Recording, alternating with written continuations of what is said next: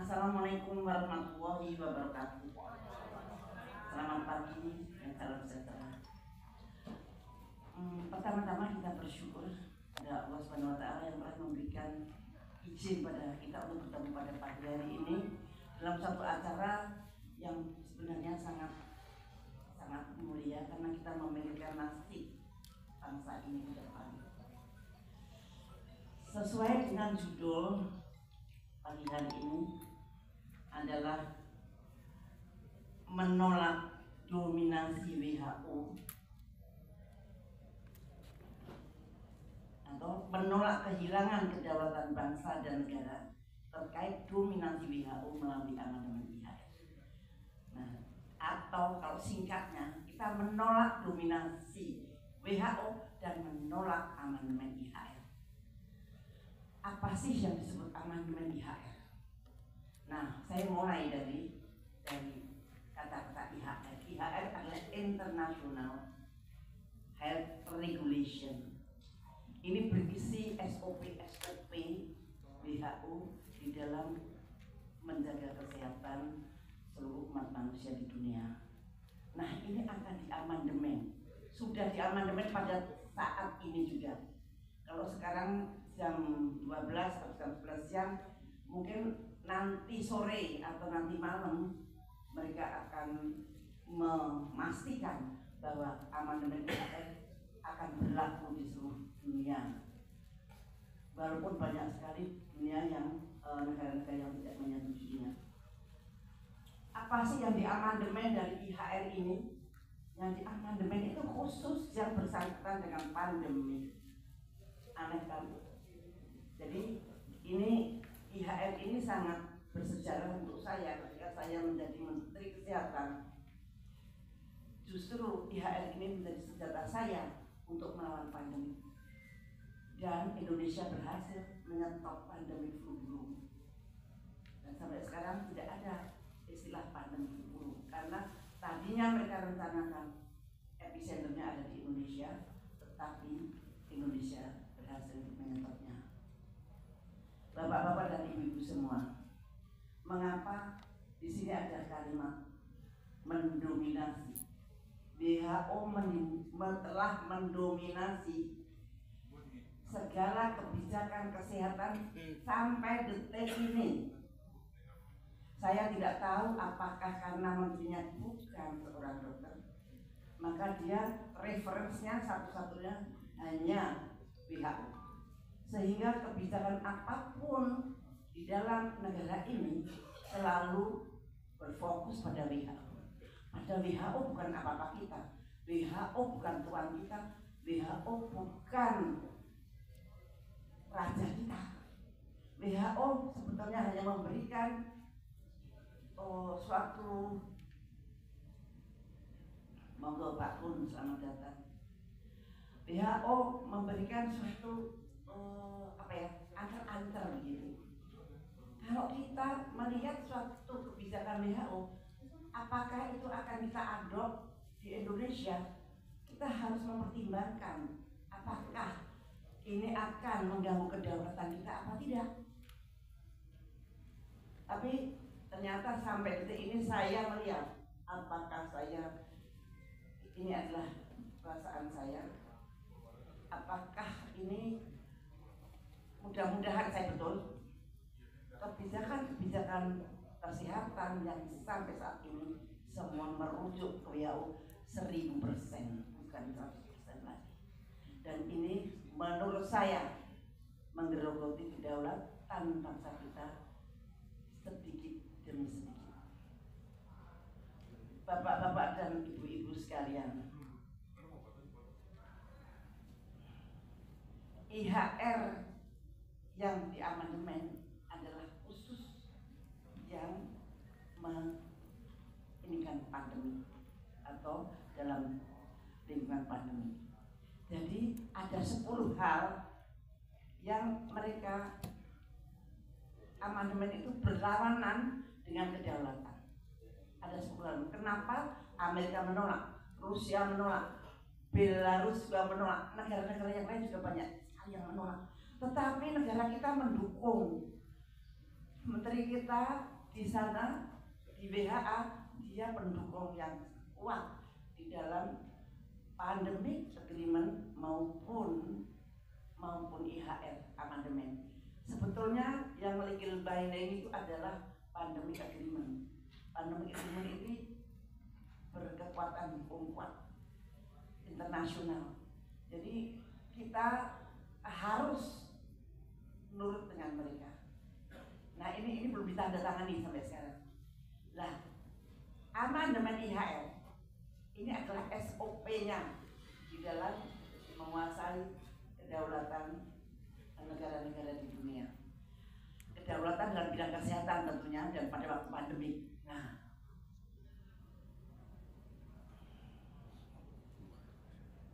selamat datang Pak Beb. Mengganggu kedatangan kamu. Oke. Jadi sebetulnya IHR amandemen tidak bisa dipisahkan dengan pandemic agreement. Pandemic agreement adalah proses-proses di mana negara menyetujui apapun juga yang dikatakan WHO di dalam mengatasi pandemi. Nah, SOP-nya ada di IHR itu gambaran kasarnya seperti itu. Nah, kenapa negara-negara menolak IHR amandemen ini sampai detik ini? Jadi ada 10 hal. Satu tentang definisi pandemi. Pasal 1 itu berisi definisi pandeminya diubah. Dahulu kalau pandemi itu ada 6 fase. Fase pertama harus ditemukan virus dari binatang yang bermutasi menularkan pada manusia. Ini pokoknya kalau itu pandemi. Tapi ini dihapus dan menjadi public health emergency international concern. Gambarannya public health PHEIC ini itu ada pada Wuhan ketika ada COVID. COVID itu tidak perlu ditemukan adanya virus zoonosis, tapi dia ada public health emergency yang menjadi concern dari internasional. Itu sudah boleh dianggap pandemi. Padahal itu bukan pandemi kalau tidak ditemukan virus yang ada di binatang bermutasi menular pada manusia.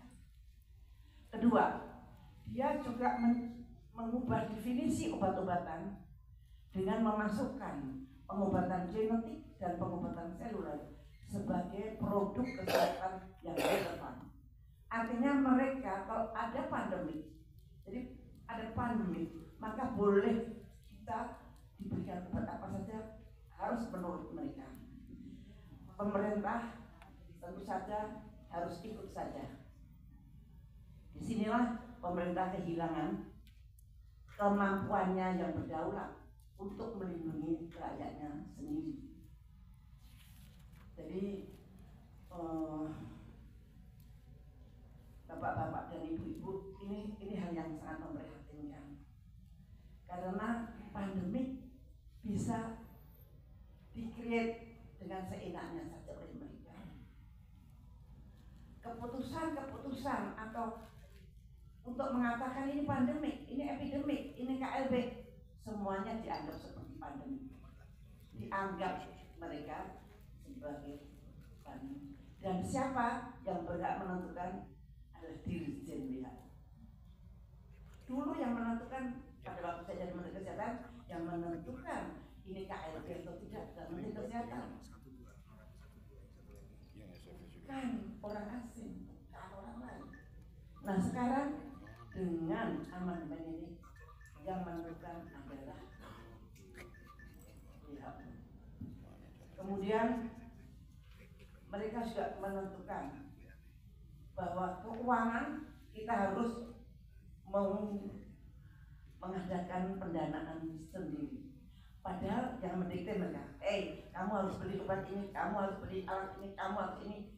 Semua alat-alatan itu diprakualifikasi dan di EUA oleh Dirjen WHO.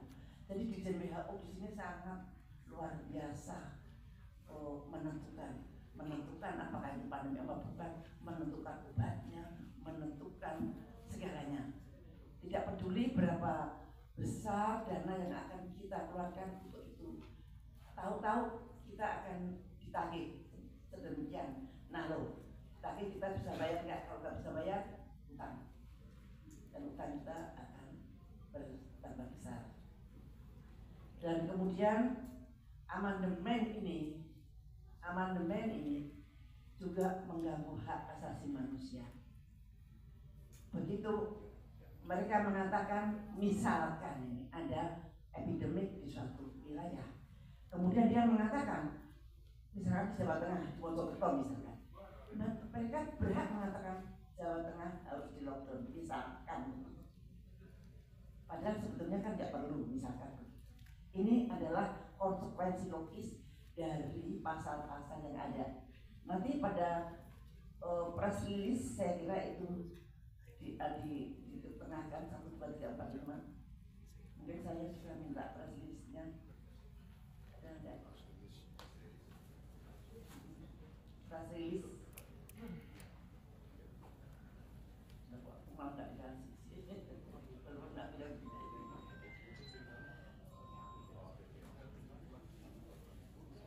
Ada lagi poin di mana orang yang sehat tapi di dalam laboratoriumnya atau PCR-nya positif, maka Anda disebut OTG, itu harus dikarantina. Itu sama sekali tidak berdasarkan atau tidak sesuai dengan ilmu kedokteran medis. Kalau OTG itu dia tidak menderita dan tidak menular. Yang namanya orang tanpa gejala itu bukan orang yang sakit dan dia tidak bisa menularkan. Tapi ketika itu semua di karantina. Betapa menakutkannya mereka di karantina di rumah atlet. Di dalamnya mereka sangat ketakutan. Semakin ketakutan, semakin turun imunitas Anda, semakin gampang Anda terkena penyakit. Kemudian memaksa operator transportasi melaksanakan tindakan kesehatan. Jadi orang-orang yang turun dari kapal terbang atau naik kapal terbang disemprotin dulu. Entah apa yang disemprotkan itu, kita nggak tahu. Kemudian mereka juga mewajibkan negara-negara anggota membuat undang-undang yang sesuai dengan kemauan WHO. Di Indonesia sudah ada itu, yang namanya Omnibus Law.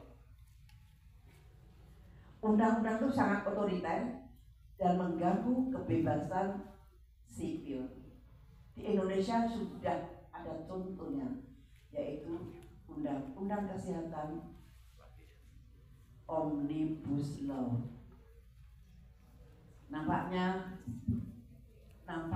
sebelum ada amandemen, sebelum ada suara-suara yang kencang tentang pandemic agreement, negara kita telah disetir untuk membuat undang-undang. Ibu Siti, mohon maaf sebentar.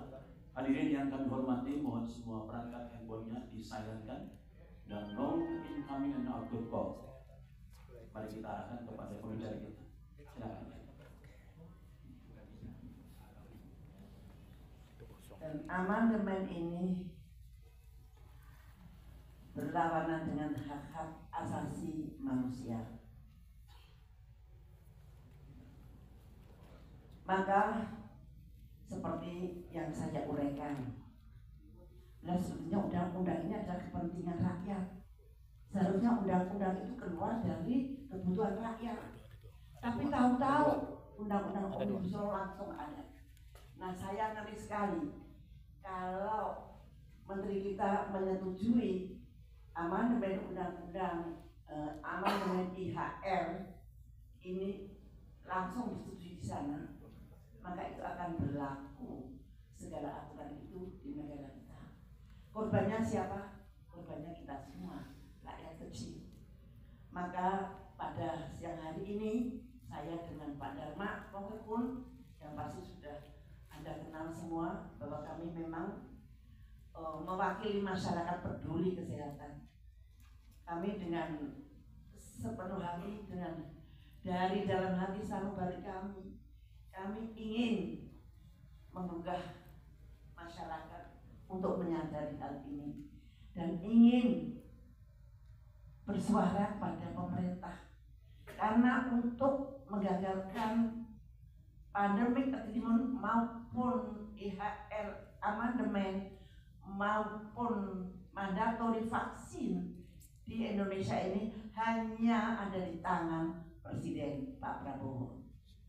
Saya yakin kalau Pak Prabowo mempelajari hal ini pasti akan sesuai dengan kepentingan rakyat. Saya yakin itu. Tapi karena beliau sangat sibuk dengan masalah negara yang sangat komplikated saat ini, maka mungkin belum sempat. Mudah-mudahan beliau akan sempat mengkaji kembali kebijakan-kebijakan kesehatan yang ada di Indonesia saat ini. Maka pada pagi hari ini atau siang hari ini kami menolak keras intervensi supranasional WHO yang mengurangi kedaulatan negara. 2. Sistem pengambilan keputusan tertutup yang mengesampingkan prinsip demokrasi dan akuntabilitas. 3. Kita juga menolak penerapan kebijakan kesehatan yang meminggirkan hak-hak rakyat untuk memilih, bertanya, dan mendapatkan informasi yang utuh dan independen. Dan kami menyerukan kepada pemerintah Indonesia untuk 1. Tidak menyetujui amandemen IHR 2025, juga tidak menyetujui Parliament Agreement, dan juga mencabut mandatori vaksin di Omnibus Law. Nomor 2, melakukan kajian menyeluruh bersama masyarakat sipil, akademisi, dan ahli hukum.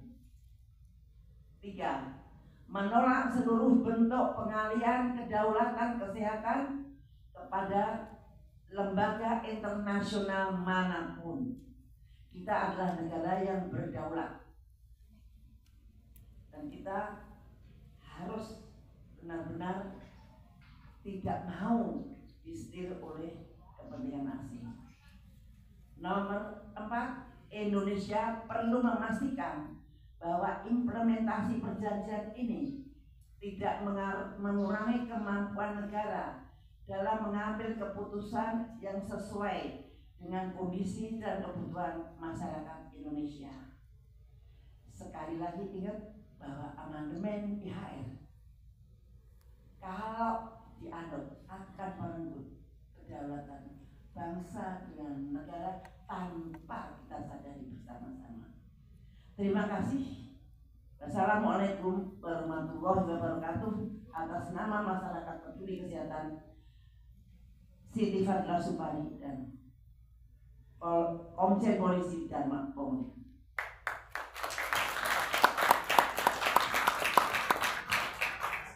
Ibu Siti, terima kasih atas paparannya dan visi misi membawa kesehatan buat negara kita Indonesia. Bicara kedua, Pak Dharma saatnya juga Bapak akan menceritakan buat kami sehingga buat kami sebenarnya menjadi jelas apa yang Bapak inginkan, Bapak harapkan tentukan buat insan-insan bersada Indonesia. Kami bersama terhormat.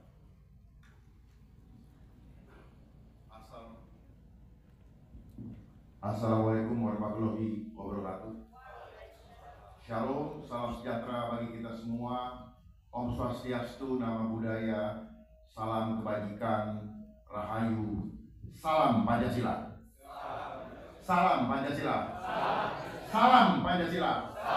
Merdeka! Merdeka! Merdeka! Pada siang hari ini kita berkumpul bersama di sini bersama mentor kita, bunda kita yang sangat mencintai bangsanya, untuk menyuarakan kepada pemerintah untuk sungguh-sungguh mau melindungi rakyatnya. Dan kita masih percaya bahwa Bapak Presiden Republik Indonesia yang sekarang sedang menjabat, Bapak Prabowo, itu adalah presiden yang tidak akan pernah mengingkari sumpahnya untuk melindungi rakyat Indonesia beserta tumpah darahnya. Pada siang hari ini saya ingin menyampaikan bahwa saya berlatar belakang dari keamanan dan saya juga berlatar belakang atau menggeluti dunia cyber selama ini. Sampai hari ini saya juga adalah pemerhati. Di dunia cyber jelas sekali saya memantau isu-isu hot yang sangat berharga untuk bangsa ini, yaitu ancaman kehilangan kedaulatan negara kita. Dan yang saya sangat khawatirkan adalah proses sistematis yang sedang terjadi. Ini lebih menakutkan daripada perang atau serangan dengan terang-terangan. Kita ketahui bersama Jenderal Sun Tzu, penulis buku The Art of War, yang adalah filsuf dari Cina. Beribu-ribu tahun yang lalu beliau sudah paham tentang hal ini. Jadi jangan sampai diam-diam tahu-tahu kedaulatan negara kita hilang tanpa kita sadari. Hanya melalui sistem atau yang selama ini kita kenal kalau pemilu, terstruktur, sistematis, dan masif.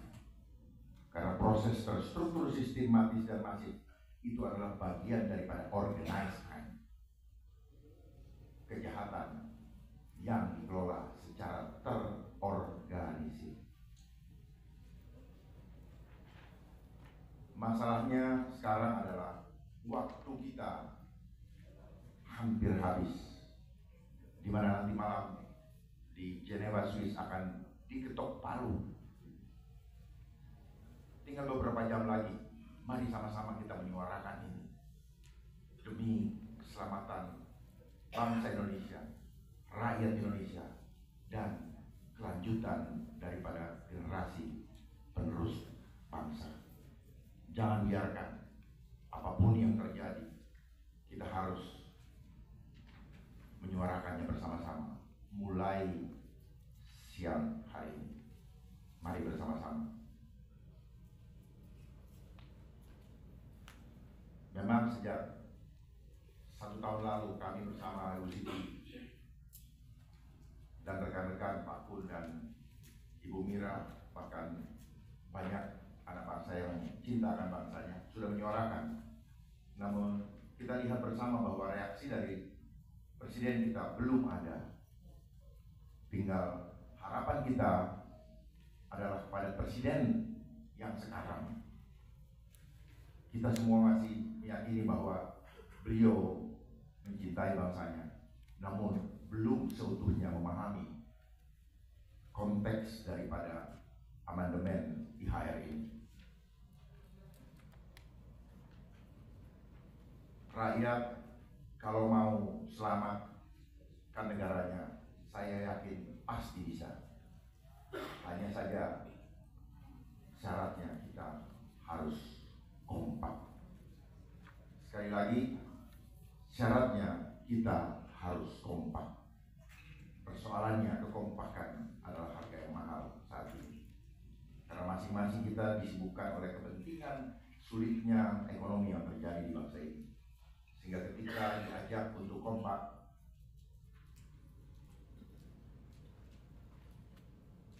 jiwa juangnya sudah tergerus oleh kesulitan ekonomi yang juga terjadi akibat proses sistematis. Kenapa saya katakan bisa? Karena banyak contoh dan pernah kita lakukan juga bersama ketika kita sama-sama menolak adanya pandemi treaty pada tahun 2024 yang lalu, di mana banyak negara, bahkan rakyatnya yang mencintai negaranya, bereaksi dan menyampaikan kepada pemerintahnya dan pemerintah-pemerintah dan pejabat-pejabat yang mencintai bangsanya itu melakukan penolakan terhadap pandemi agreement atau pandemi treaty. Dan namun mereka, dalam hal ini WHO, tidak tinggal diam. Mereka mencari jalan diam-diam untuk melakukan atau meneruskan agenda mereka demi terlaksananya pandemi treaty ini dengan mengadakan perubahan terhadap amandemen International Health Regulations seperti yang sudah disampaikan Ibu Siti tadi, dengan 10 alasan kenapa kita harus menolaknya. Mari kita sama-sama bereaksi, menyuarakan kebenaran ini dan mencari akses kepada Bapak Prabowo untuk menyampaikan dengan sungguh-sungguh ini adalah saat genting bagi bangsa. Mungkin banyak tidak disadari oleh orang. Mereka bermain dalam senyap, tetapi akibatnya menghancurkan Indonesia selama-lamanya. Ketika urusan pandemi, kita ketahui cuma sedikit negara yang mendukung. Masa iya negara kita sebodoh itu, sementara negara lain rakyatnya mau menolak? Saya tidak percaya bahwa bangsa kita bodoh. Bangsa kita adalah bangsa yang besar, bukan cuma jumlahnya, tetapi harga dirinya adalah harga diri yang besar. Lalu apa yang harus kita lakukan saat ini? Mari kita buka akses, sebarkan akses ini, sampaikan ke lingkaran presiden yang masih kita percaya mencintai negara ini, sehingga beritahu presiden, beritahu Bapak Presiden Prabowo sebelum semuanya terlambat. Sesaat kemudian tidak berguna. Siapa yang punya akses ke Bapak Prabowo, silakan sampaikan dan beritahu beliau. Kalau tidak, kita patuh juga terhadap amandemen IHR manakala sudah diketuk palu, maka risikonya adalah negara kita akan kerepotan. Karena kalau sadar sesudah lewat waktu, di mana mereka juga mencari kesempatan negara asing yang jahat jadi bisa punya kesempatan menekan bahkan rame-rame menyerang negara kita. Kalau sudah begitu, siapa yang akan dirugikan? Kalau sudah begitu, siapa yang akan menderita? Rakyat juga lah yang akan menderita. Mari, tunggu apa lagi? Banyak negara sudah menolak. Ayo, kita cari akses ke Presiden Prabowo. Jangan sampai beliau taunya dari orang yang justru mau menjual negara ini demi kepentingan pribadinya. Sekali lagi, jangan sampai Bapak Presiden Prabowo mengetahui berita ini, informasi ini dari orang-orang tertentu yang justru punya agenda ingin menjual negara ini karena kepentingan pribadinya. Siapa tahu mereka mempunyai jabatan di perusahaan-perusahaan farmasi besar dunia seperti Gavi yang adalah milik daripada Bill Gates, sehingga mereka mati-matian menghancurkan sistem pertahanan kesehatan kita.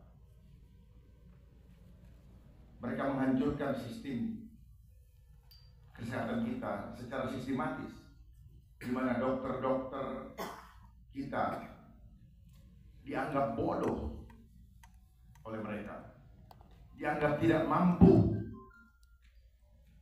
atau nggak dibuat bermasalah, supaya apapun yang dikatakan oleh dokter kita tak lagi dipercaya oleh rakyat. Mari Sama-sama kita suruhkan. Jangan sampai rakyat nanti hanya percaya kepada dokter asing. Untuk apa? Mereka menuntut ilmu selama ini dengan tulus, lalu dipecundangi oleh yang tidak mengerti akan kesehatan.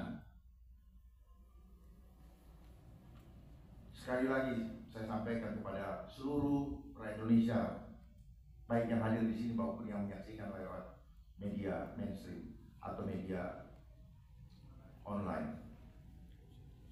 Kalau bukan masalah kedaulatan, mungkin saya tidak akan berteriak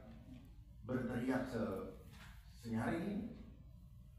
Karena kalau sudah kehilangan kedaulatan negara, maka siapa lagi yang dapat kita percaya bakal membela negara ini mati-matian dan dapat memperjuangkan hak tolak rakyat agar tidak diperas oleh bisnis kesehatan asing. Dokter asing atau dokter bangsa sendiri yang akan kita percaya. Mari kita renungkan sama-sama. Ayo semua rakyat Indonesia, cepat kita cari akses kepada Bapak Presiden Prabowo. Beritahu beliau langsung. Jangan titip pesan kepada sekitarnya. Hati-hati. Jangan sampai beliau tahu info palsu ini dari orang yang memang mau menjual negara kita. Ayo, mari kita selamatkan bangsa ini. Mari kita selamatkan generasi penerus bangsa ini. Mari, mari. Merdeka! Merdeka! Merdeka! Merdeka! Merdeka! Merdeka! Selamatkan bangsa kita. Selamatkan demi bangsa ini.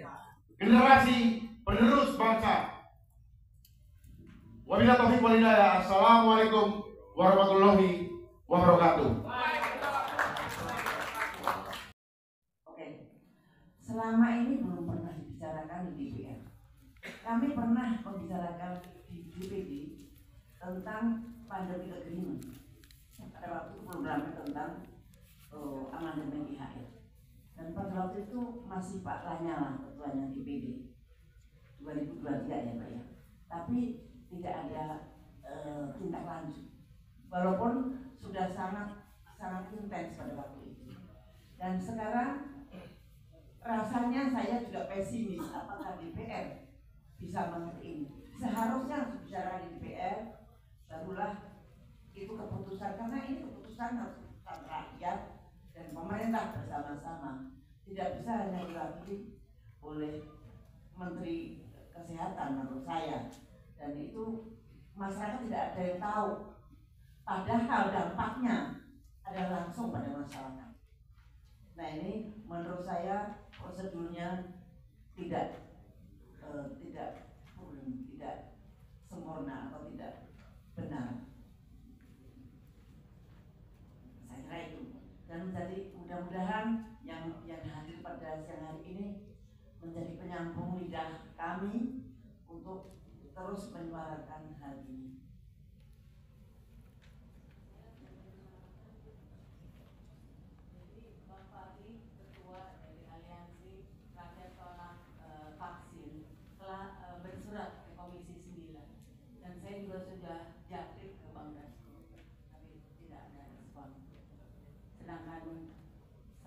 Bulan lalu ketemu langsung pada diskusi di Museum Cemara dengan Pak Budi, dan saya tantang Pak Budi, Pak, kami ini aktivis, kami nggak ngerti urusan medis, bisa nggak Bapak bikin diskusi publik adu data dengan Ibu Siti Fadila? Dia bilang oke. Setelah sebulan kemarin tanggal 17 kami diundang hanya boleh 5 orang, kebetulan saya ikut mewakili. Ternyata kami hanya diterima oleh direktur, artinya Menkes nggak berani ketemu sama kita, ya kan? Dan saya karena memang latar belakang saya hukum, dunia Pak Budi, jadi saya tanya di Menkes ini ada nggak biro hukumnya, aku bilang gitu, karena bukan cuma dari segi medisnya aja, tapi justru dari segi hukumnya sangat berbahaya, aku bilang gitu, karena kita nggak mau kejadian kayak COVID yang lalu, ya. Di mana di dalam Omnibus Law itu diwajibkan, bahkan ada sanksi 500 juta atau penjara. Kita nggak mau lagi. Kita memang awalnya kita bilang nggak mau sama sekali, tapi terakhir Bang Bawen bilang oke. Terakhir 2 kali ketemu dengan staf dari Kemenkes, kita bilang kalau ada rakyat yang mau terserah, tapi jangan diwajibkan semua. Jadi kita memang seperti apa kata Bu Siti Fadila, kita sekarang memang hanya bisa berharap kepada Pak Prabowo, walaupun kita juga begitu sulit. Saya sudah memperkenalkan Fahri dengan Bang Hasan Nasbi, ketua dari PCO, tapi dia sendiri pada saat pertemuan di Cemara itu sedang terburu-buru ke Jeneва. Jadi Pak Menukun dan Bu Siti tahu kan ngapain dia ke Jeneva. Dan setelah beberapa hari saya baca di Instagram Pak Budi ke Jeneva. Jadi paling tidak kita udah memberikan aspirasi kita, tapi kita lihat aja mereka kayak apa gitu responnya. Dan memang seperti Pak Dharma bilang, kita nggak bisa menyalahkan presiden kalau dia tidak diberikan informasi yang benar gitu. Dan mudah-mudahan sih preskon ini dan semua yang kita viralkan bisa ada hasil. Terima kasih.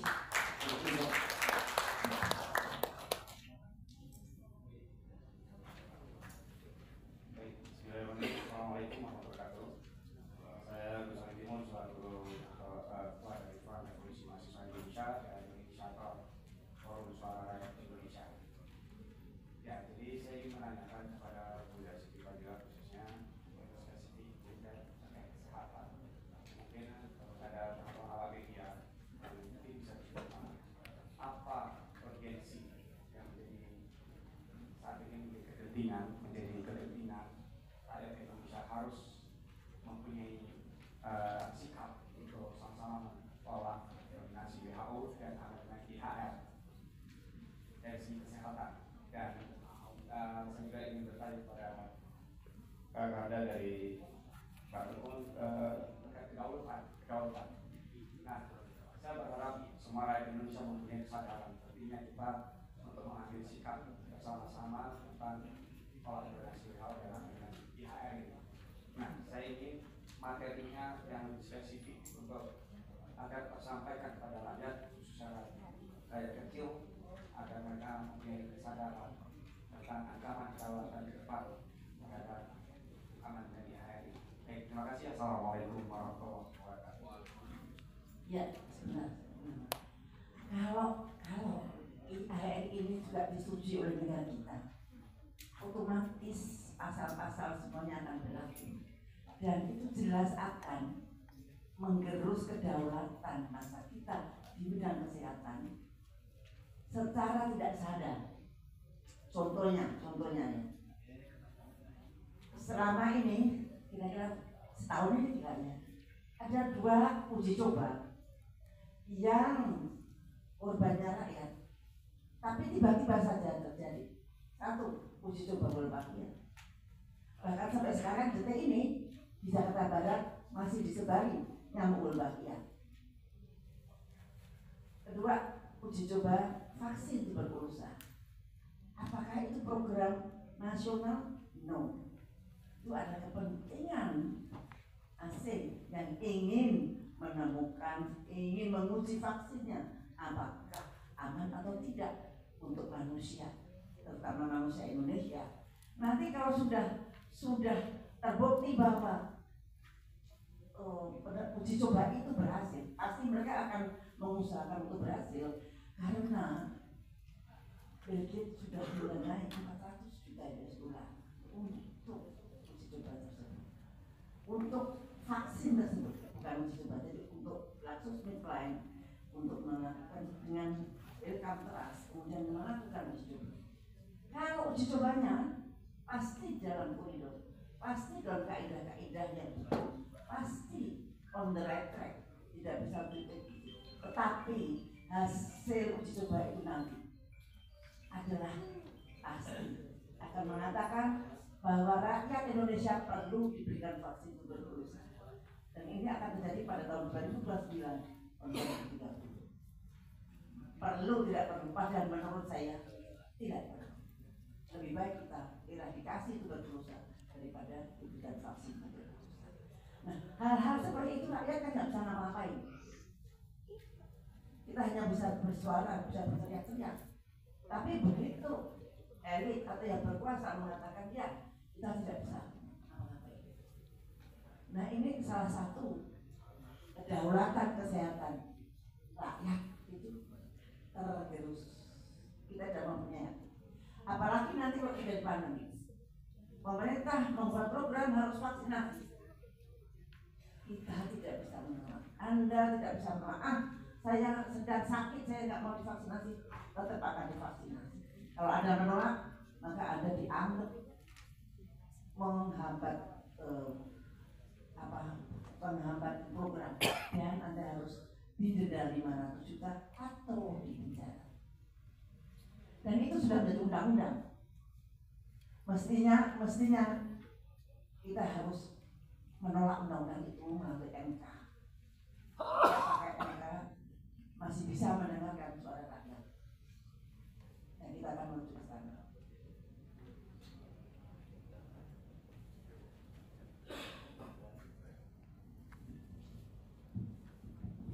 Baik, saya lanjutkan masalah kedaulatan ancaman terhadap kedaulatan bangsa negara. Sebenarnya amandemen IHR ini adalah cara ya mencari pintu masuk sekali lagi untuk mengambil alih kedaulatan negara tanpa perang fisik. Jadi dia perang sistem. Dia main secara terstruktur, sistematis dan masif. Kenapa saya harus dipahami? Terstruktur itu apa? Ada strukturnya yang ngurusin. Dia bermain secara tadi Ibu sampaikan, pasti bagus propagandanya. Tetapi udang di balik batunya mengambil alih kedaulatan negara.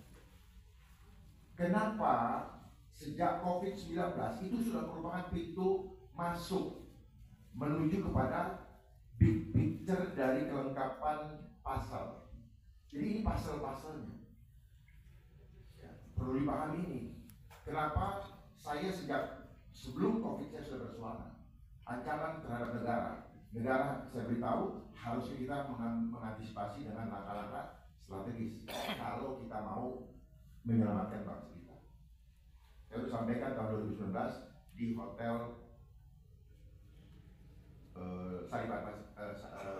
Hotel Sahid Jaya. Tidak ada yang mendengar, terjadilah COVID. Mereka sudah tahu kok bahwa COVID ini akan dimainkan. Kenapa mereka begitu bergegas dan bergairah? Karena panitianya dapat cuan. Kalau nggak ada cuan, iris kopi saya kalau mereka tidak ini. Dan kurang ajarnya garap-garap rakyat yang nggak punya kekuatan yang harus mereka lindungi dengan mengusung tema Salus Populi Suprema Resto, keselamatan rakyat adalah hukum tertinggi. Padahal udah dibalik batunya mereka mau menghancurkan ekonomi rakyat dan ekonomi mereka meningkat karena mereka mendapatkan ribuan triliun anggaran dana dari program yang dimainkan. Dan program ini mereka senang mainkan. Kenapa? Ya karena anggaran. Kalau nggak ada anggaran, omong kosong. Wah, ngoeng-ngoeng ngabisin bensin segala macam. Itu kan ada anggaran. Itu namanya biaya transportasi, biaya operasional. Ya. Dan semuanya, saya tidak perlu buka sini. Saya terlalu tahu banyak. Karena saya pernah mengikuti proses rapat-rapat mereka. Ya. Mereka membuat fakta kematian, banyak kematian, betul mati.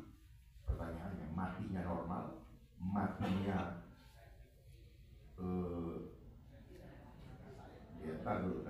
matinya normal atau by design?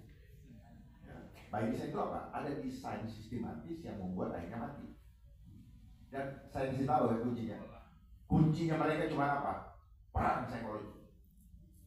Caranya apa? Takut ya. Oleh sebab itu mari kita bangkit dan jangan takut. Kuncinya cuma itu. Ketika bukan cuma lawan fisik, ingat ya, jiwa kita harus siap dan bersekutu dengan Tuhan. Baru kita hilang keraguan. Selama ini kita hanya memahami masalah fisik, dan ancaman mereka kepada kita adalah apa? Perut. Untuk menjebak masyarakat sebagai persyaratan untuk isi perut. Kalau tidak begini nggak, itu saya kasih tahu. Biar polanya tahu. Karena the first temptation, kelemahan manusia jasmaninya adalah perut. Di situ ancaman. Jadi kalau kita begitu takut dengan isi perut, takut mati, maka mereka menguasai kita. Hanya itu aja.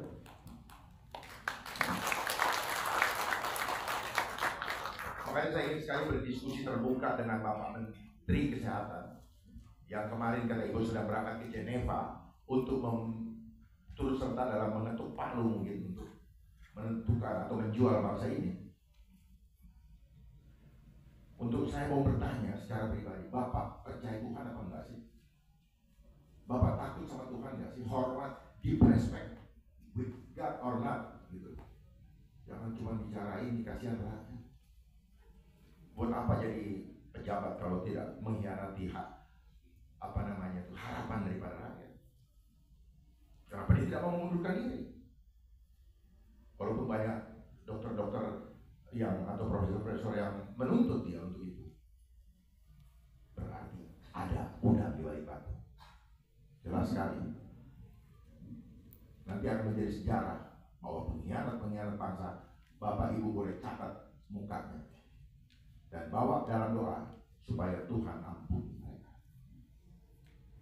Jadi kembali lagi tadi, ini adalah pintu masuk untuk mengambil alih kedaulatan negara kita tanpa perang fisik. Ini perang opini. Walaupun dulu Siti nggak suka namanya persepsi, tapi ini adalah perang persepsi, perang opini. Saya beritahu ya rahasianya. Perang opini melalui narasi. Apa opini? Opini itu adalah operasi intelijen. Semua yang ada sekarang sebenarnya adalah bagian daripada operasi intelijen. Apa itu operasi intelijen? Ya cipta kondisi. Jadi mereka sedang menciptakan kondisi, membuat legalisasi supaya menjadi legitimasi. Dan itu juga yang dilakukan di DPR ketika mereka membuat undang-undang yang disebut dengan proses legislasi. Proses legislasi adalah proses melegalkan rencana yang tidak legal yang akan mereka mainkan di depan. Muncullah namanya Omnibus Law. Itulah makanya ketika debat capres yang lalu, ada seorang anak-anak yang mengatakan no one left behind. Itulah Omnibus Law. Omni, semuanya bus, alat angkut, law, hukum. Alat hukum sebagai alat angkut akan mengangkut semua tanpa sisa. Itulah maknanya no one left behind. Jadi mereka ingin membuat kita menderita semuanya. Tidak tersisa sedikit. Makanya no one left behind. Ya, biar pada paham. Ya. Jadi ini yang saya sampaikan tadi. Nah, Omnibus Law itu adalah simbol of thought, simbol dari buah pikiran, simbol daripada nawaitu, simbol daripada modus operandi mereka. Termasuk IHR ini. Ini adalah simbol dari nawaitu, modus operandi, pandemi treaty. Ada niat busuk di balik. Itu saja yang bisa saya sebentar jawab. Saya beri kesempatan yang lain. Saya ingin buka sebuka-buka supaya pemahaman kita menjadi tercerahkan. Terima kasih. Silakan.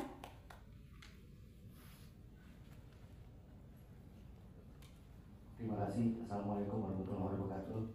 Salam sejahtera bagi kita semua. Perkenalkan Bapak Ibu, nama saya Iko Silalahi. Saya seorang rakyat sipil yang muak dengan pemerintah yang hanya menindas rakyatnya sendiri. Tadi pemaparan Bu Siti dan Bang Darma itu sangat menarik. Karena sampai hari ini saya tidak pernah tahu lagi adanya Menteri Kesehatan, adanya Kementerian Kesehatan, yang ada cuma Kementerian Kesehatan. Karena kelakuan mereka kan kayak setan, rakyat dijadikan kunci percobaan dari mulai virus Wolbachia, vaksin TBC, dan hari ini kita sampai tahu ternyata Menteri Kesehatan itu tak lebih dari sales vaksin. Ini yang terjadi. Nah, saya cuma mau mengajak Bapak Ibu, siaplah memimpin gerakan ketika terjadi hal-hal yang tidak kita inginkan. Karena kita tahu Budi Gunadisadikin nggak bakal menolak itu IHR, karena dia adalah bagian dari sana. Kalau dia menolak udah dari dulu, dia menolak. Dia tidak akan mau menjadikan rakyatnya kelinci percobaan. Dia tidak akan mau menjadikan peternak nyamuk untuk membunuh rakyatnya. Melegalisasi vaksin yang untuk masuk dan rakyat pada mati. Dan ketika rakyat divaksin bermatian, tak satu orang pun pejabat yang bertanggung jawab atas nama nyawa rakyat. Ini sudah bertahun-tahun kita suarakan, kita menolak. Kita melakukan gerakan-gerakan dan gerakan sudah kita lakukan. Yang belum kita lakukan cuma satu, Bapak Ibu, bakar istana presiden. Cuma itu yang perlu dilakukan gerakan rakyat. Kalau itu rakyat sudah muak, Bapak Ibu, dengan pemerintah kita hari ini hanya bicara semua mengatasnamakan rakyat demi rakyat dan untuk rakyat, katanya. Tapi faktanya itu semua hanya omong kosong, jargon-jargon kosong. Kita sudah muak, Bapak Ibu. Berkali-kali kita selalu dicekokin pembodohan dan penipuan publik. Janji kampanye, tapi selalu saja tidak ada hukum yang bisa menindak mereka. Ini yang harus dilakukan. Apakah kami harus bicara ketika pemerintah tidak lagi mendengar? Maka kami bicara seperti meniru gaya-gaya GAM, gaya-gaya Fretilin, gaya-gaya Papua, OPM sana. Bicara dengan AK-47, bicara dengan slogan dan sejenisnya. Haruskah itu dulu rakyat bicaranya? Baru pemerintah mau mendengar suara rakyat, suara-suara penolakan kita. Karena kita tahu DPR hanyalah dewan perampok rakyat. DPR hanya berisi dewan penipu rakyat.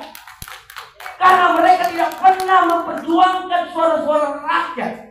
Mereka hanya memikirkan diri mereka, kronik-kronik mereka. Karena hasil yang mereka produksi, legalisasi yang mereka munculkan, melahirkan undang-undang haram jadah seperti undang-undang Omnibus Law, Omnibus Law Cipta Lapangan Kerja, Omnibus Law kesetanan. Ini yang kita tahu. Dulu aku masih merasa punya Kementerian Kesehatan waktu ibu yang mimpin. Waktu ibu yang mimpin, kita punya merasa ada Menteri Kesehatan yang menolak nih virus flu burung. Tapi sekarang yang ada tinggal Kementerian Kesehatan. Ini yang harus dilawan. Dan saya cuma mengharap Bapak Ibu untuk menjadi pemimpin-pemimpin perlawanan rakyat, dan saya siap berada di barisan itu. Terima kasih Bapak Ibu. Dan saya cuma mau bertanya langkah konkretnya ke depan. Karena kita tahu Budi Gunadisadikin pasti akan menerima itu. Nah, ketika itu diterima, apa yang akan kita lakukan nantinya? Itu saja.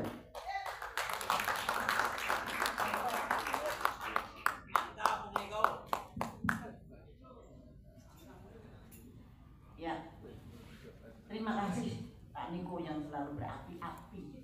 Dan itu perlu untuk rakyat ini supaya bergerak. Rakyat itu kadang-kadang mereka happy dengan penderitaannya. Nah itu susah diajak bergerak.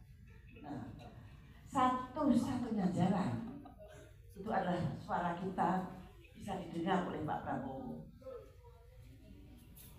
Jangan lewat DPR, jangan lewat mana saja.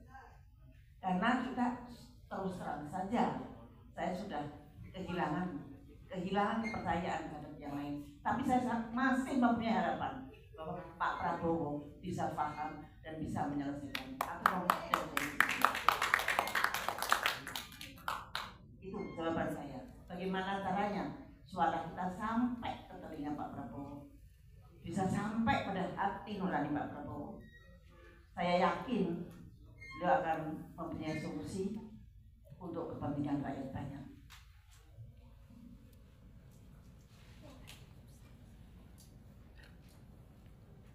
Satu lagi.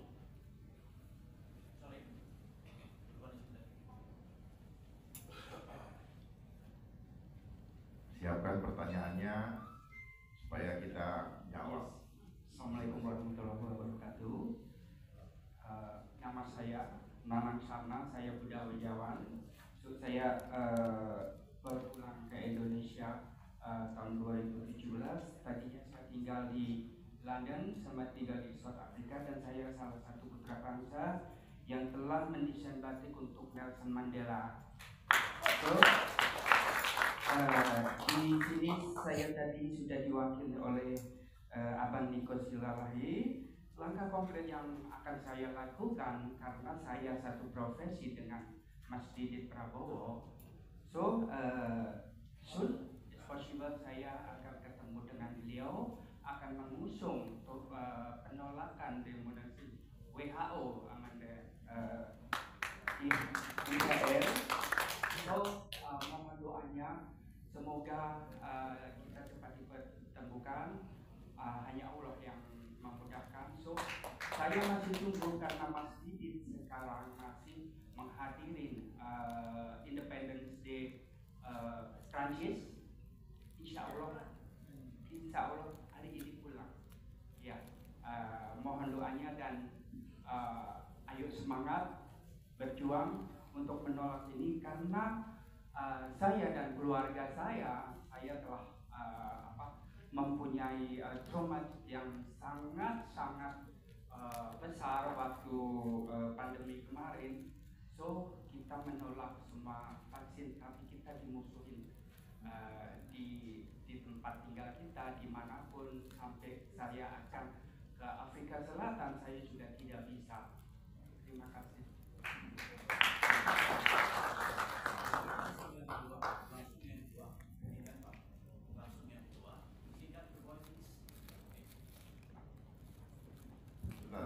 Terima kasih Pak ya, karena saya harus mengapresiasi ya beliau ya untuk itu. Terus saya nggak nyangka bahwa Bapak adalah pembuat batik untuk Nelson Mandela. Berarti Bapak sudah dikenal di dunia internasional. Terima kasih Pak.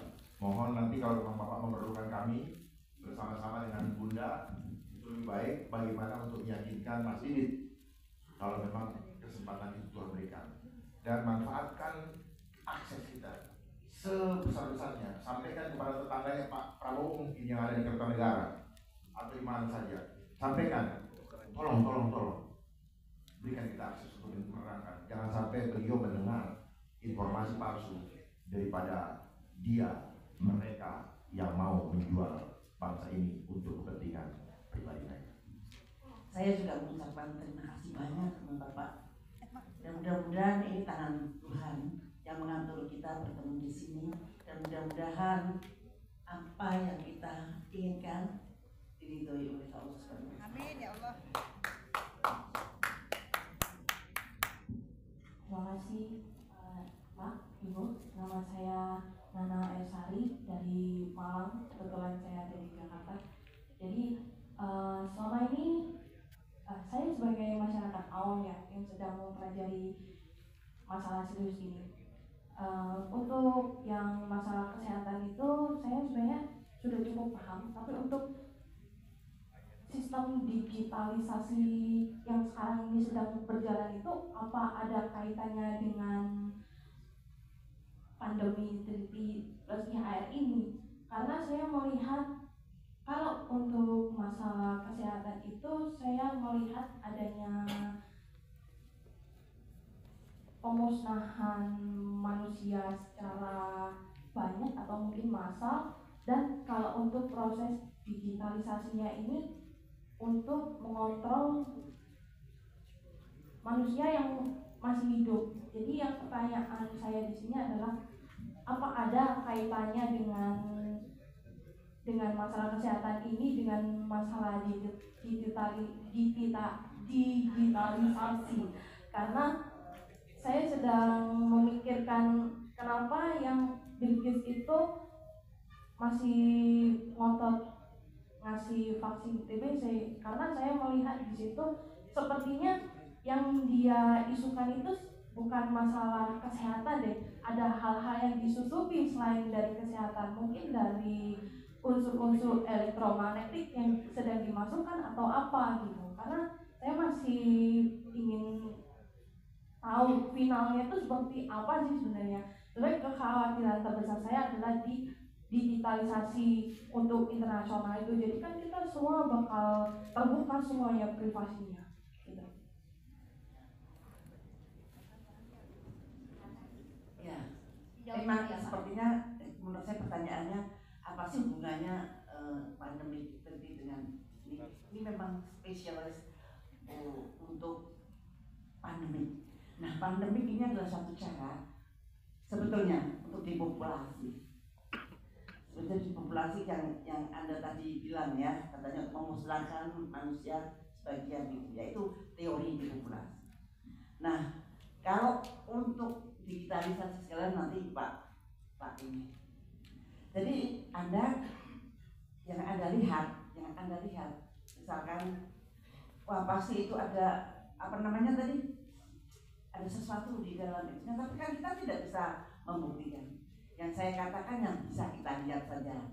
Kalau saya mengatakan itu nanti itu ada nanopartikelnya dan sebagainya, dari mana yuk mengatakan begitu, mana buktinya? Nah kita salah.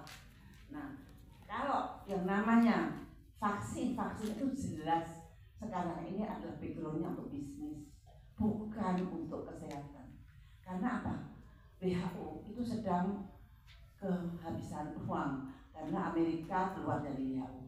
Anda tahu sendiri bahwa Amerika itu dominan sekali membantu organisasi-organisasi dunia seperti itu. Pada waktu saya jadi Menteri Kesehatan, ketika saya melawan WHO, yang saya ada di Amerika. Tetapi ketika COVID, Amerika tidak lagi mendominasi WHO. Tapi yang mendominasi WHO adalah non-state actors.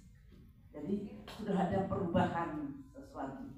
Nah, ini WHO ini tadinya menjadi makhluk yang seharusnya melindungi bencana kesehatan masyarakat sedunia, malah menjadi kaki tangannya orang-orang yang mendapat keuntungan dari pandemi dan penyakit. Nah sekarang WHO ini mengundang investor pada datang untuk menitipkan uangnya untuk dibesarkan dengan apa? Dengan membuat vaksin. Walaupun sekarang belum ada pandemi, maka muncul vaksin TBC. Nanti akan muncul lagi vaksin TBC yang mRNA, akan muncul lagi vaksin malaria. Di Afrika ada vaksin Ebola, ada vaksin Mpox, ada vaksin semua. Jadi sekarang digiatkan vaksin. Nah itu dia. Yang udah dibalik batunya bisnis. Belum yang depopulasi. Kalau depopulasi saya tidak bisa mengatakan di sini karena saya tidak bisa mengatakan di tempat umum. Nah itu dia. Tapi yang jelas membahayakan bagi masyarakat banyak. Jadi vaksin yang dibuat sekarang bukan berdasarkan pertimbangan kesehatan, tapi berdasarkan kebutuhan. Karena dengan membuat vaksin mereka mendapat keuntungan yang sama. Dan istimewanya menteri kita itu menjadi tertinggi di Gavi. Gavi itu namanya Global Alliance of Vaccine. Dia yang mengelola vaksin seluruh dunia. Dia yang menginduce supaya Big Pharma membuat vaksin. Dia yang mempengaruhi WHO supaya membuat kebijakan untuk vaksin. Dia yang bisa mendistribusikan vaksin ke seluruh dunia. It's Gavi. Dan Gavi itu dulu di-create juga oleh Pak Bill. Dari dunia ini sudah memang terbelit di situ. Saya kira tidak bisa lebih lagi, nanti bisa tanya secara pribadi. Terima kasih.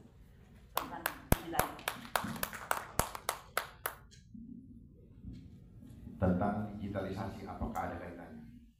Saya dengan tegas katakan memang ada. Ya. Itulah kenapa saya bilang tadi COVID-19 itu adalah pintu masuk. Makanya di belakang huruf COVID ada huruf ID, identity digital. Kenapa 19? Bukan mulai pada tahun 2019. Mereka bermain dengan symbol of thought. 1 itu A, 9 itu I. Artificial intelligence. Dan identitas ini akan berada berada di dalam aplikasi. Ketika itu namanya aplikasi Peduli Lindungi. Makanya ketika Bapak mau berangkat ke Afrika Selatan, kalau Bapak tidak ikut aplikasi Peduli Lindungi, maka mereka anggap Bapak tidak peduli dan Bapak tidak akan dilindungi. Kira-kira begitu. Ini symbol of thought. Jadi jangan bilang itu teknologi, enggak. Memang itu ilmunya, symbol of thought. Ilmunya adalah hieroglyphic. Itu namanya symbol of thought. Di dalam semua seperti virus, vibration of us, itu adalah simbol daripada buah pikiran. Nah, baik. Jadi apakah ada kaitannya? Ada. Saya mau terangkan pelan-pelan supaya Bapak Ibu paham betul dari A sampai Z. Bukan asal sepenggal-sepenggal. Saya akan buka dia punya puzzle, the big picture. Kita adalah ciptaan Tuhan. Betul? We are image of God. Atau dalam bahasa Latinnya dibilang homo, tulis. Homo imago Dei, tulis. Supaya hafal dan bisa sampaikan ke orang. We are image of God. Dalam bahasa Latin disebut homo imago Dei. Kita harusnya berkembang menjadi manusia homo homini socius. Manusia teman manusia, manusia sebagai makhluk sosial yang hidup bergotong royong. Mereka giring kita menuju kepada homo sapiens. Manusia bijak berdasarkan ilmiah atau sains. Jadi bermain dengan hitung-hitungan terus. Bijak karena bisa menghitung. Akhirnya kita menghitung-hitung, untung enggak sama orang itu. Itulah konsep mereka. Lalu mereka kembangkan dan giring kita untuk bersaing. Makanya mereka membuat terminologi namanya homo homini lupus. Manusia menjadi serigala manusia yang lain. Dari situ awal abad ke-20 mereka giring lagi kita untuk menjadi budak atau labor atau buruh. Makanya mereka membuat konsep homo faber, faber. Makanya kita semua mengikuti sistem edukasi general education, duduk di bangku sekolah buatan daripada Rockefeller. Sehingga semua kita digiring untuk menjadi pegawai, pekerja yang mengharapkan pekerjaan, mengemis lapangan kerjaan. Karena mereka sedang mempersiapkan untuk membuat sistem industri yang menguntungkan mereka. Makanya mereka membuat konsep revolusi industri. Ya, makanya semua sekolah kita juga pendidikan menjadi lahan industri. Industri itu menghasilkan uang, maksudnya. Selalu begitu.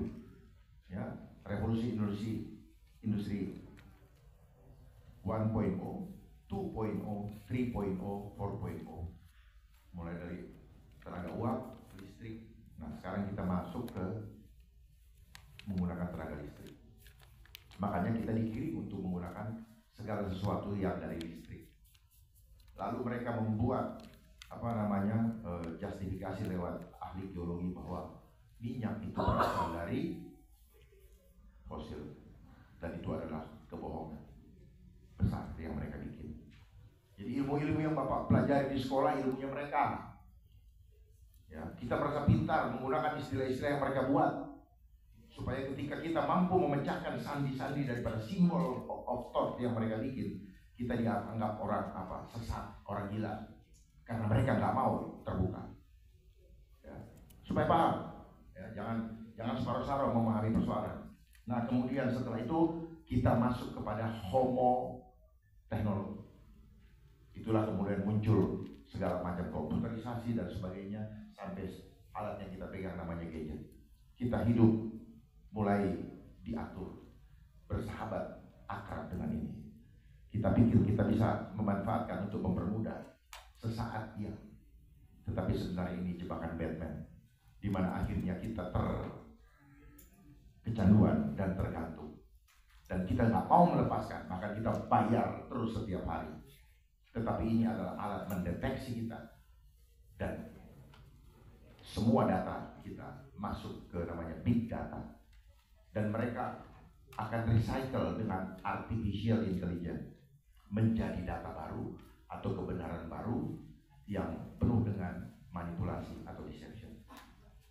Sekarang kita anak-anak banyak yang menggunakan ChatGPT, AI, sehingga AI akan menggantikan posisi Tuhan dalam tanda kutip. Nah, terakhir, kenapa saya bilang berhubungan dengan digitalisasi?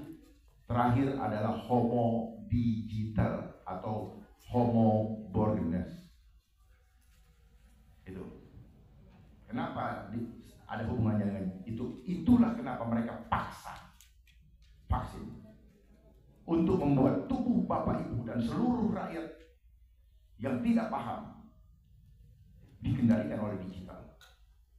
Bagaimana caranya? Masukkan, kalau Ibu Siti nggak berani, saya berani sampaikan, mereka memasukkan partikel ke dalam cairan itu untuk dimasukkan ke dalam darah. Itu cara. Makanya kenapa Bill Gates yang pusing-pusing tadi aja pertanyaan, dia urusan IT, dia malah ribut kesehatan. Kesehatan itu berkaitan dengan tubuh. Makanya Kementerian Kesehatan di Malaysia itu disebut apa? Kementerian Ketubuhan. Oh, ternyata kesehatan ini tubuh intinya. Tubuh kita mau dijadikan nilai ekonomi. Udah lama tuh. Nah, yang terakhir, karena kita mau dikirim menjadi homo digital atau homo boardiness, maka mereka perlu memaksakan membuat satu isu dan membuat regulasi. Karena mereka tahu bahwa tubuh manusia ini ada yang kontrol, yaitu Sang Pencipta. Sehingga batinnya ada yang sadar, nggak bisa. Walaupun dia kadang-kadang informasi atau ilmunya nggak nyampe. Tetapi Tuhan mengontrol sehingga apa? Vibrasi yang ada membuat mereka menolak tanpa tahu jawabannya apa. Karena apa? Karena kita semua sudah dikunci pola pikir kita atau mindset kita. Makanya dibilang bahasa Inggrisnya mindset. Your mind already setting.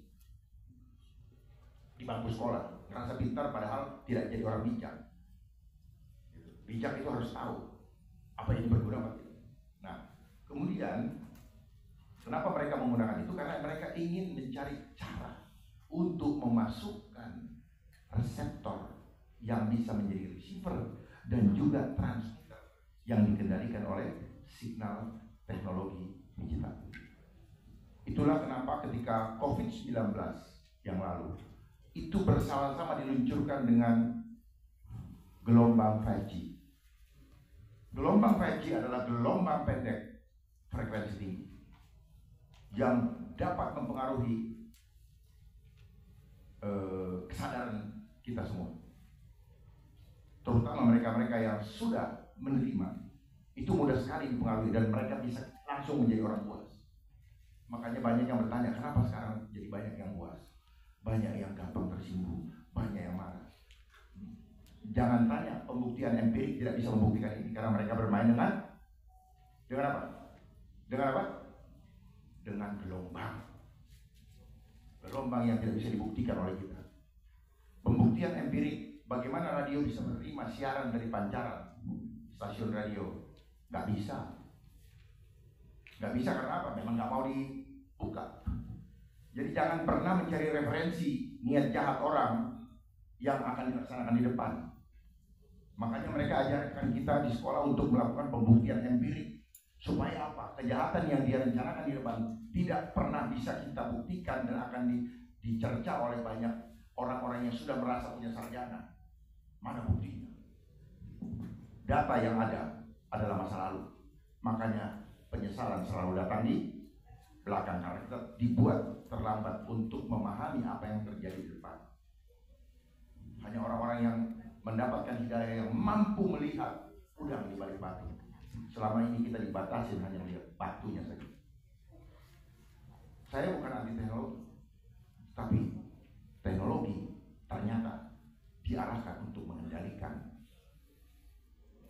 hidup mati kita, dan itu mengkudeta pengendalian Tuhan, otoritas Tuhan di dalam mengendalikan hidup mati kita. Vaksin teknologi buatan manusia, dan itu menggiring kita untuk menjadi transhuman, manusia yang keluar dari fitrahnya. Jadi hati-hati dengan istilah modern. Modern itu adalah modernization, perubahan peradaban. Jadi peradaban manusia dirubah menjadi manusia setengah robot. Itu yang itu ending terakhirnya. Sehingga kita akan terputus signal ilahi kita yang ada di dalam sel kita dengan sang pencipta signal ilahi. Signal spiritual kita akan terputus, diintervensi oleh signal teknologi digital. Makanya tahun 2020 Bill Gates sudah mematenkan produknya dalam bentuk ID 2020, nomor patennya 06. Dokumennya ada. Jadi COVID-19 dengan 5G adalah project. Saya bisa berkata begitu. Kenapa? Saya punya datanya. Ya, jadi itu perlu saya sampaikan supaya Bapak Ibu tidak hanya sekedar setengah-setengah. Pahami betul, kita sedang digiring dari image of God menuju image of the beast. Image-nya Dajjal. Kalau di Nasrani dibilang image-nya Antichrist, image-nya setan. Makanya tidak keliru kalau Pak Niko tadi mengatakan kesetanan, karena betul saya pelajari kata sehat itu berasal dari kata setan. Dia ambil ininya, dia tambah huruf he, dia ambil dari konsep Ibrani menjadi di dalam tubuh ada setan. Jangan pikir sehat itu hanya dalam ini, itu yang kita pahami. Tapi saya sudah bongkar semua ini pada Bapak Ibu sekalian. Kita nggak sadar karena sehat yang sesungguhnya ada di dalam jiwa yang solid. Selama kita di sekolah, jiwa kita dikosongkan seperti kampung. Makanya dibilang kenali jati diri kita supaya seperti pohon jati, full solid dia punya kayu. Kenapa solid? Karena dia tahu hidup dan matiku bukan ditentukan oleh pihak luar, tetapi dari dalam, dari Tuhan sendiri. Mari kita berdamai dengan diri sendiri. Mari kita berdamai dengan alam, dan mari kita berdamai dengan Sang Pencipta. Terima kasih.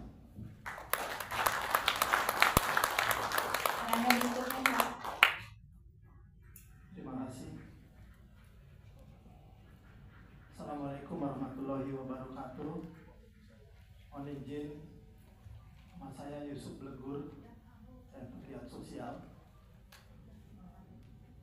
Mengawali saran dan urun-urun yang akan saya sampaikan, izinkan saya dan mungkin semua yang hadir di sini, termasuk juga sebagian besar rakyat Indonesia, menyampaikan ucapan terima kasih dan apresiasi yang setinggi-tingginya kepada Ibu Dr. Siti Fadila Supardi dan Bapak Komjen Purnawirawan Polisi Darmakun yang begitu komitmen, konsisten, dan terus melakukan effort yang luar biasa dalam bidang kesehatan, pendidikan, dan persoalan-persoalan kemanusiaan lainnya. Saya pikir ini bukan sesuatu yang mudah, ini butuh kesadaran, keberanian, dan totalitas. Karena yang dihadapi ini bukan sekedar persoalan nasional, tapi persoalan global. Saya kesini membawa 3 putra saya, mahasiswa ada di Universitas Hasanuddin Makassar, di UNJ, ke Jakarta, dan Undip. Sengaja saya bawa ada di belakang agar mereka bisa menjadi bahan yang bisa diisi dengan edukasi yang membebaskan, ya. Terutama generasi mereka lah yang ke depan yang harus menanggung dan mengalami banyak hal yang kita khawatirkan. Ada proses dehumanisasi dan penghancuran budaya yang luar biasa. Izin 2 hal yang ingin saya sampaikan sebagai usulan, saran, dan juga menjadi urun rembuk ke depan jika ini masih bisa berlangsung. Pertama, mengingat bahwa yang dihadapi kedua tokoh ini adalah persoalan globalisasi, ya. Bukan cuma persoalan negara. Kita tahu ada kemungkinan upaya penciptaan poros tunggal, yang mungkin ini juga ada elaborasi dengan Freemanson, Illuminati dan sebagainya. Tentunya ini bukan kekuatan yang kita hadapi hanya sekedar sebatas kekuatan retorika, kekuatan gerakan di jalanan, atau berharap pada kekuatan konstitusional di negara kita. Dan lebih parahnya lagi, agenda global ini kemudian didukung oleh yang namanya state organized crime, ya, di mana kejahatan itu difasilitasi oleh yang namanya pejabat dan negara. Ini kesulitan yang luar biasa menurut saya, sangat besar. Oleh karena itu, supaya yang dilakukan oleh kedua tokoh ini, oleh Dr. Siti Fadila dan Pak Darmakun ini tidak sia-sia dan kemudian bisa berdaya ke depannya menyelamatkan kehidupan kemanusiaan, bukan hanya di Indonesia tapi di dunia. Perlu adanya pengorganisasian yang kuat, perlu adanya konsolidasi dan gerakan yang masif, yang selama ini saya melihat masih dilakukan secara parsial, secara personil gitu ya, dan tidak memiliki daya dukung yang luas, baik secara kuantitas maupun kualitas. Jadi tidak cukup ke depan hanya diskusi, tidak cukup sekedar melakukan proses edukasi melalui seminar, tapi kiranya dua tokoh ini mampu memotori gerakan yang bisa membangun sebuah organisasi yang kuat, dipimpin langsung oleh mereka berdua. Ini penting supaya proses pencerahan, proses kesadaran massal itu bisa kita bangun perlahan, dan memang itu tidak mudah. Jadi tolong kalau bisa, karena yang kita hadapi masalah masa depan dan kehidupan kita, perlu adanya pengorganisasian yang kuat, entah itu dalam bentuknya ormas atau bentuk dalam kelompok studi, dan tentunya harus ada program yang masif juga, yang terukur ya, terarah, terstruktur, sistematik juga, bahwa perlu dilakukan proses edukasi pendidikan ini setidaknya sebulan sekali atau 2 minggu sekali, melibatkan partisipan yang luas. Kita tahu banyak sasaran ya, seperti masyarakat umum, apalagi yang middle low ya, yang kehidupan mereka itu di-guidance oleh ekonomi saja. Bagaimana hari ini bisa makan, mereka tidak perlu tahu soal politik, tidak perlu tahu soal kebijakan negara. Jadi tolong ini diperluas, segera diadakan pembentukan organisasi dan program-programnya yang masif. Itu yang pertama. Kemudian yang kedua, usulan saya, negara kita adalah negara yang sudah memasuki fase negara gagal atau failed state ya. Kita tidak lagi bisa berharap kepada kekuatan-kekuatan fungsional, organisasional dalam pemerintahan. Mereka sudah menjadi bagian dari kejahatan yang terstruktur, sistematik dan masif. Ini juga jadi satu persoalan yang besar. Saya pikir perlu ada keberanian, karena kerja-kerja Bu Siti Fadila, Dr. Parangkun ini kan kerja-kerja yang altruis sebetulnya, pengorbanan diri untuk kehidupan manusia yang lebih banyak, karena resikonya selain kriminalisasi, ya, penjara, juga mungkin kematian.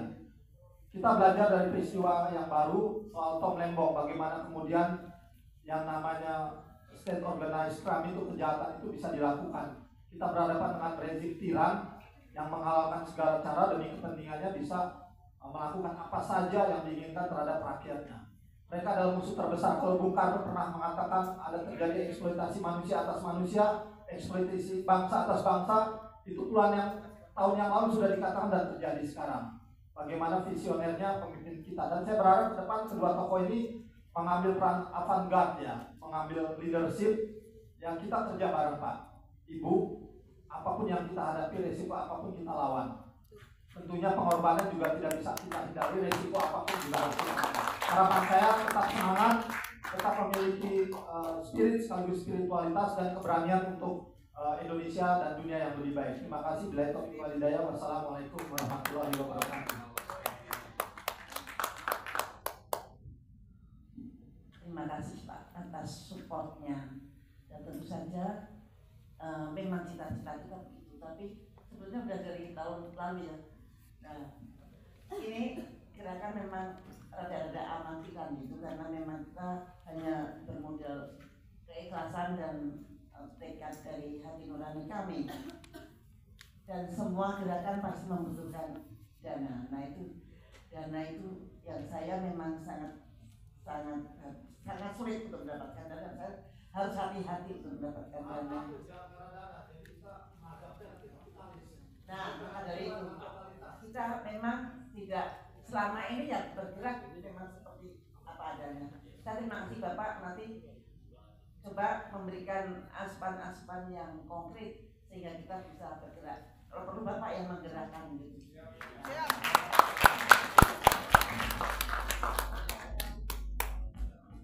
Ya, saya nambahkan. Saya terima kasih banyak atas dukungan dari Pak siapa tadi Pak?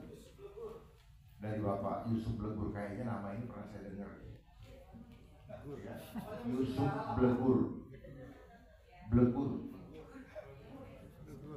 Ya, terima kasih Pak Yusuf Blegur. Apa yang Bapak sampaikan itu baik sekali, cuman kita harus cerdas menyikapinya. Memang saat yang membuat tidak mudah adalah membangkitkan kesadaran. Saya bersama Pak Kun ketika kampanye kemarin, yang saya bangkitkan adalah kesadaran. Kami menyiapkan suatu kendaraan politik gratis untuk memperjuangkan suara-suara hati yang merasa selama ini termarginalkan atau tidak diperlakukan adil oleh kebijakan-kebijakan dari mereka yang berangkat dari kendaraan partai. Tapi hasilnya alhamdulillah sebenarnya bisa lebih. Tetapi rakyat menjadi korban bansos, BLT, serangan pajak, di mana mereka punya KTP disangka kalau mau terima. Memang kemiskinan ini adalah terstruktur, sistematis, dan masif di segala aspek kehidupan terjadi karena apa? Kebijakan sistem. Jadi kalau mau lihat hati seorang pemimpin, lihatlah dari kebijakan. Kebijakan itu. Tetapi kenapa mereka akan mencuci tangan? Ini adalah konsep kejahatan terstruktur. Mereka ada layering, ada lapis-lapis kekuatan, ada lapis-lapis kemampuan untuk apa? Mengignore hal-hal yang baik. Oleh sebab itu kita harus cerdas. Kita tidak mungkin kita akan bahas lebih lanjut, jangan di sini. Karena kalau kita bahas di sini ada media, maka menjadi tidak ada gunanya. Ya, sama seperti mereka bekerja tanpa badan hukum.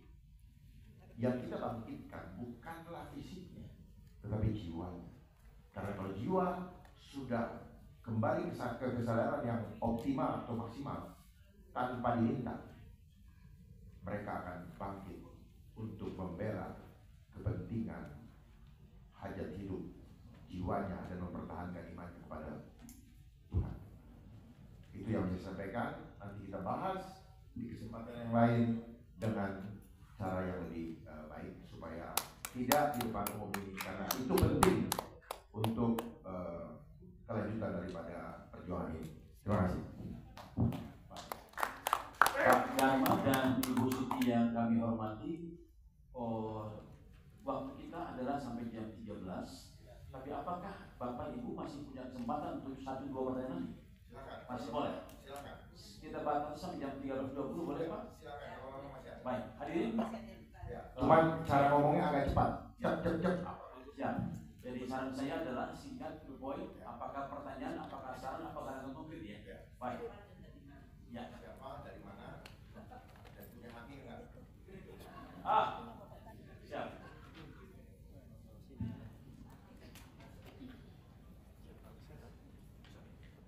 Tes. Saya fisika dan sekarang bekerja di BRIN. Ketika COVID, saya tergerak untuk bagaimana menyelamatkan nyawa-nyawa. Karena saya fisika, saya belajar nanopartikel dan lain-lain. Ternyata vaksin itu sama tuanya dengan teknologi yang saya bikin dan saya kembangkan selama COVID itu. Karena selama COVID kita tidak bisa bekerja apa-apa, dan saya dan teman-teman memperjuangkan ini. Jadi teknologi ini sama tuanya dengan vaksin dan sudah dirilis oleh CNN. Di BSN sudah direkomendasi untuk bisa disosialisasikan dan digunakan. Dan saya bersyukur bahwa ketika saya mendapatkan sponsor, teman-teman menggunakan alat ini yang saya gunakan. Ini banyak pembuktian bahwa saya terus terang tidak vaksin. Dengan teknologi ini saya berjuang dan sebagai orang BRIN melakukan riset dan kesempatan pada saat itu. Jadi memang ya kita maklumlah kurang bagaimana si panglima kita mendorong obat. Akhirnya ambiar. Semuanya akhirnya digiring ke vaksin. Itu apa teknologi? Ya, nanti mungkin kita bisa. Dan ini saya dengan adanya kesempatan ini justru kita tertarik. Jadi kita bisa berjuang bersama tanpa vaksin. Dan ini kita nanti akan kembangkan bersama Pak Nanang dan jika ini memungkinkan, mengapa tidak ini menjadi kajian? Karena waktu sebelum BRIN, Kepala BPBD yang diviralkan. Wah, ini berarti ada sesuatu nih, udah di balik batu. Dan ini memang perjuangan kita bukan masalah vaksin. Terima kasih. Ya.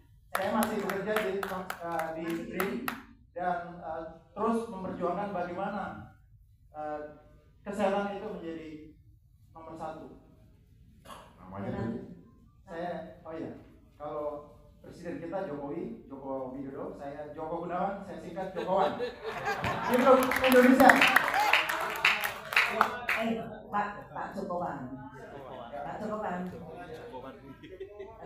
Kalau saya tanya prinsipnya nggak bisa ya di sini ya. Ada dari BRIN. Karena sudah diteliti itu. Nah, nanti perlu kita bicarakan. Siap. Dengan senang hati bersama Pak Nanang. Ada lagi yang lain? Agak cepat supaya ini teman saya juga. Assalamualaikum warahmatullahi wabarakatuh. Hormat Bu Siti Fadila dan Pak Darman. Kebetulan saya dapat langsung informasi dari kakak saya. Kemudian beliau termasuk hukum di suatu instansi, saya tidak bisa menyebutkan. Saya mengikuti dari awal sampai alhamdulillah sampai sekarang, update terus untuk informasi dari Pak Darma, dan kemarin terakhir ketemu dengan bosman Pak Matiku. Yang saya tanyakan, kebetulan saya berseberangan dengan keluarga untuk masalah vaksin dan lain sebagainya. Mohon izin untuk tips dan triknya bagaimana menyikapi hal ini agar kita terhindar dari vaksin dan yang lebih bahaya daripada itu. Dan kemudian saya juga membuktikan bahwasannya vaksin itu COVID-19 juga tidak ada, mohon maaf, dalam artian efek secara langsung, karena waktu itu saya sedang mengurus magang di Jerman, kemudian bolak-balik dari Jakarta ke Surabaya selama 1 bulan penuh. Waktu itu. Oke, terima kasih banyak. Pertanyaannya untuk tips dan triknya agar kita maksudnya bisa menyikapi, karena kita kan berlawanan dengan mohon maaf pemerintah dan sebagainya. Nah, ini justru masalahnya di sini. Mengapa harus tadi Bapak kita harus punya triknya gerakan dan betul, karena sudah diundang-undangkan. Ketika nanti pandemi datang, mau nggak mau, nah kita harus mau divaksin. Nah itu persoalannya di situ. Maka kenapa saya sama Pak Darma teriak-teriak terus, biar ini Anda menambah terus sehingga menyadarkan, kalau bisa menyadarkan pemerintah. Dan ini pun sudah pernah saya sampaikan pada penasihatnya Pak Prabowo yang namanya Profesor Terawan, dan saya dari hati ke hati, dan dia mengatakan tenang aja Bu, kalau kayak begitu nanti yang kita rubah PP-nya Bapak.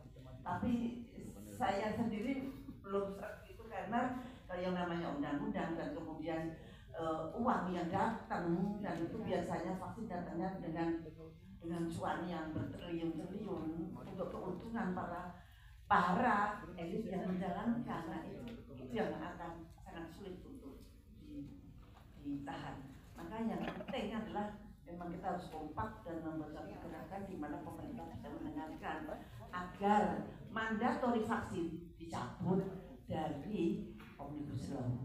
Setuju. Jadi kalau orang divaksin harus pakai informed consent. Tidak semua orang harus disupresin, mau nggak mau dan sebagainya. Bahkan anak-anak sekolah disuntikin tanpa izin orang tuanya. Namanya bias, bulan imunisasi anak sekolah. Nah, banyak sekali masalahnya, tapi tidak bisa kita omongkan di sini karena kita fokus pada dominasi WHO dan IHS amandemen yang sebetulnya juga berkelindan ke situ juga. Terima kasih.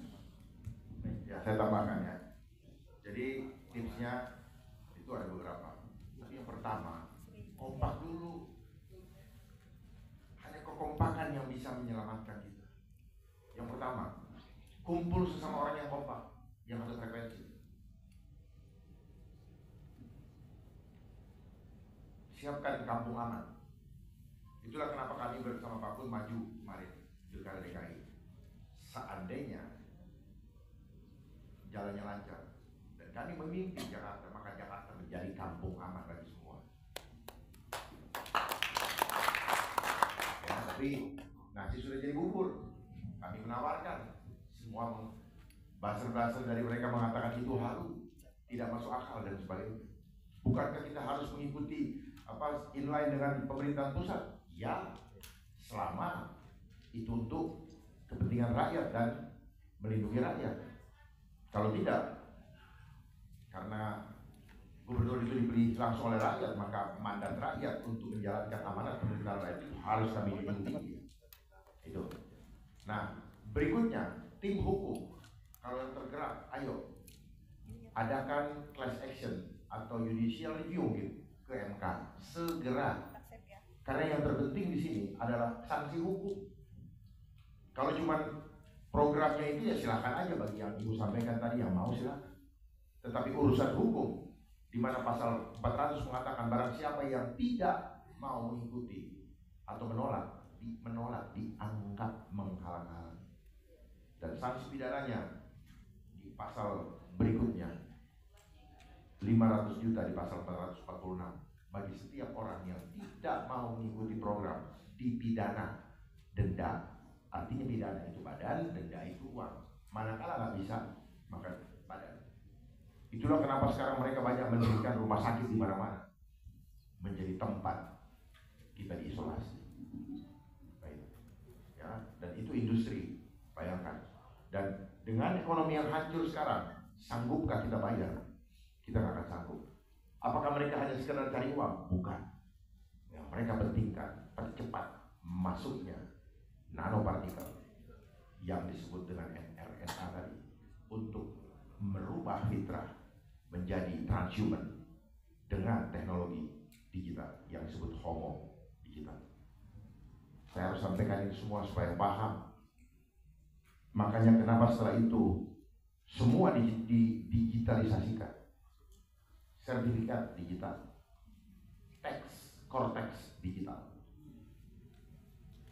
traveling digital, e-government digital, semua digital. Tinggal satu yang sulit, manusia untuk didigitalkan. Makanya mereka membuat program namanya healthcare dengan menyiapkan aplikasi Satu Sehat, One Health, untuk menjadi data bagi mereka tembus kemana-mana. Nah, nanti apabila seluruh coding di dalam tubuh manusia dirubah, mereka mencuri, menghacking data dari sel-sel tubuh manusia untuk mereka gunakan sebagai cloning atau mungkin robot yang berkarakter seperti manusia.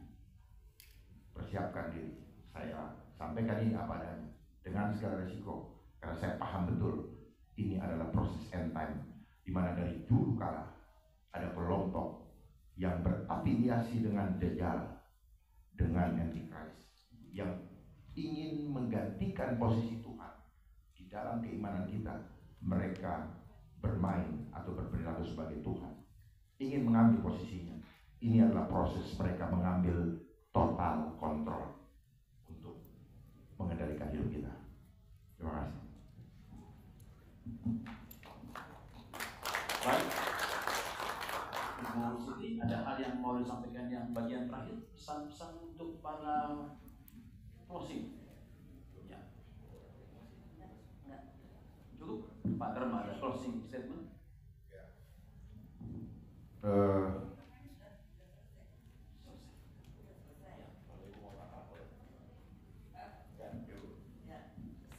Saya kira saya ucapkan terima kasih yang sebesar-besarnya pada para hadirin dan para wartawan yang datang pada siang hari ini, dan mudah-mudahan pertemuan kita hari ini membawa manfaat ke depan. Amin. Kita tidak berhenti sampai hari ini. Mudah-mudahan hari ini kita baru mulai dengan cara yang betul dan benar. Terima kasih banyak atas Bapak-bapak dan Ibu. Saya juga mengucapkan terima kasih yang sebesar-besarnya atas kehadiran Bapak Ibu sekalian, media yang hadir pada siang hari ini. Saya memohon bersama Ibu Fadila, bersama kita semua, untuk himbau kepada rakyat, suarakan suara kebenaran dari jam ini sampai dengan seterusnya. Jangan pernah bosan, karena ini menyangkut keselamatan bangsa kita.